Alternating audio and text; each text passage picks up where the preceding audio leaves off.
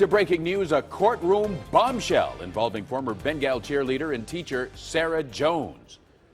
Jones has now won her case against the gossip website TheDirty.com. A federal jury in Covington awarded her $338,000 for damage to her reputation. 9 on Your Side reporter Tom McKee has covered this case all week, live now with a verdict and reaction to it. Tom?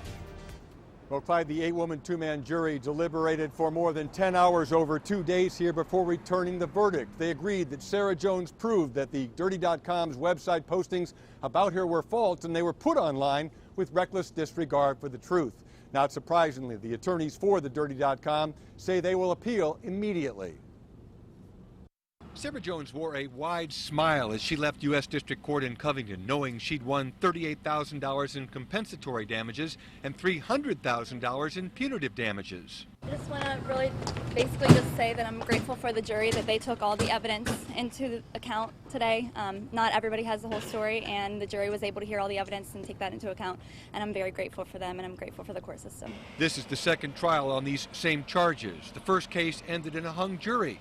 I'm happy for all those people that get slandered and picked on and cyberbullied. I mean, just think, all those people that have been picked on, in the cyber world, they're going to feel like, gosh darn it, maybe the tide's turning. Maybe we can finally start doing something.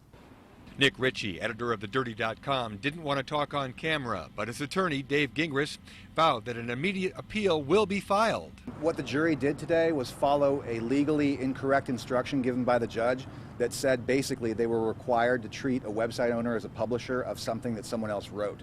However, Gingras says the jury's ruling goes against the Communications Decency Act that protects websites against claims arising from third-party postings.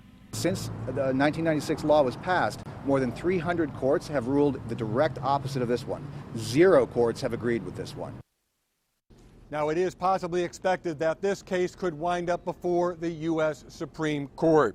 What does this mean for website operators, for third-party posters, and for the internet in general? I'll explore all those topics coming up new at 6.